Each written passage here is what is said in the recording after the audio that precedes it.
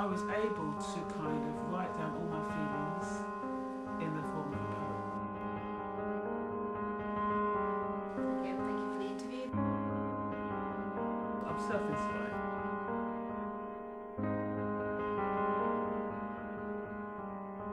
And what was it like for you growing up?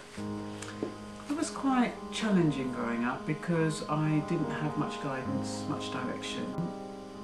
I was raised in a children's home because my mother was unable to look after me and work.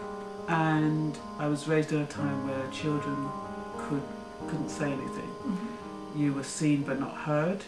So you couldn't have an opinion, you couldn't make a statement, and so a lot of times, you know, everything was held inside. Because of that, I think that's why I was forced to write a lot of the way I was feeling. It's the only way I could get things out.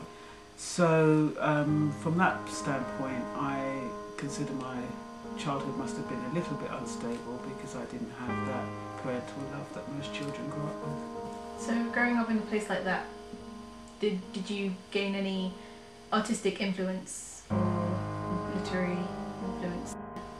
I think they came when I was growing up after I had my first child at the age of 16.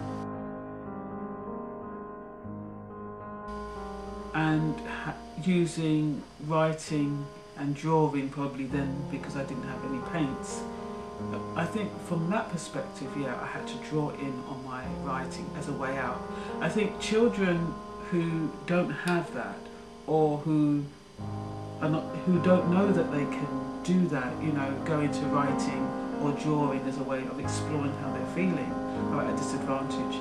And a lot of those children, they might grow up with problems. I think I was very fortunate enough to find out that I could write and I could also draw.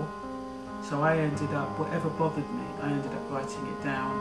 And in my own way, I guess I was exploring the way I was feeling. So did you begin writing in the home?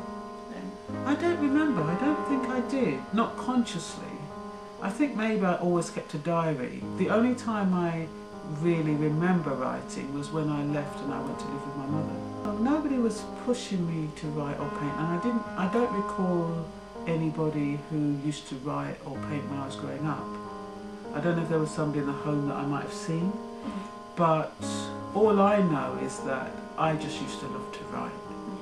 Write and I'd write. I wouldn't read so much, but I was always writing, and I was a natural writer. So, and maybe I don't think I would have had the time in any other circumstances if I hadn't been confined in the attic under those circumstances.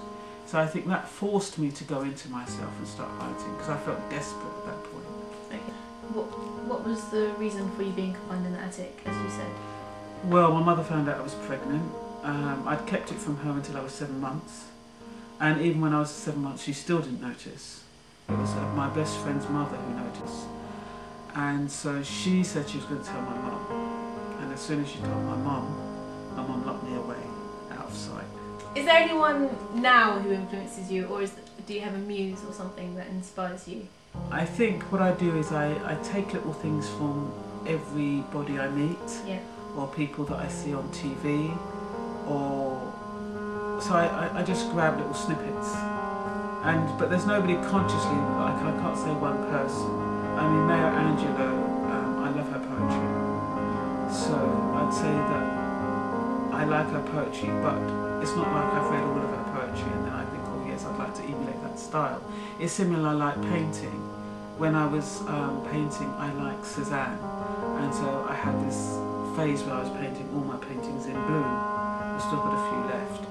But then it wears off, so I'm not quite sure.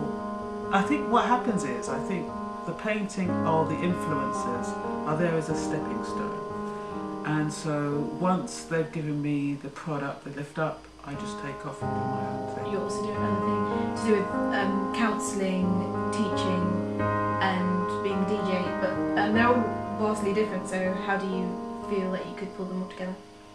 I think that because writing, teaching, DJing, even my poetry, my art, they're all creative outlets. Teaching, people don't really see teaching as a creative, but it is because the way you teach can be creative. So I believe that because they all come under one creative umbrella, they have something in common. And I can actually fuse them all together, and I can help people who want different aspects of what I have, of my learning experiences. For example, if somebody wants to write a book or publish a magazine, I'll be able to offer them information on that. If somebody wants to paint as a way of, resolving their issues, I can tell them how to transfer those emotions on canvas. And with DJ, I think that's the only thing that's a bit different, because I'm actually giving out a part of my personality. All of them are creative outlets that I feel can benefit third parties. And having accomplished so much and doing all these different things, how do you feel about where you are right now? I'm feeling very positive where I'm right now. I mean, I've recently started pursuing a career as a mentor. Not working at the moment has given me time to reflect about where I want to be. I definitely want to be able to be an inspiration to young people.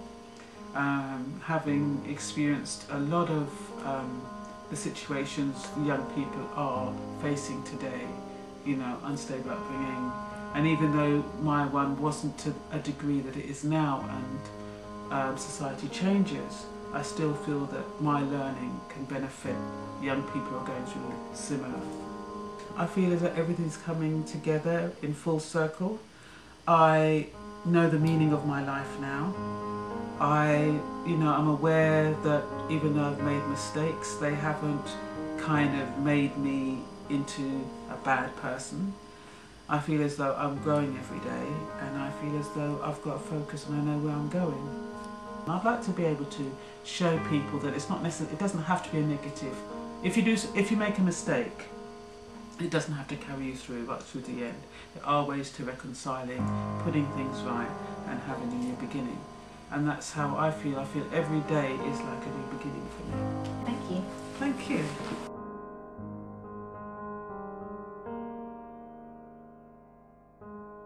I'm still playing for the people.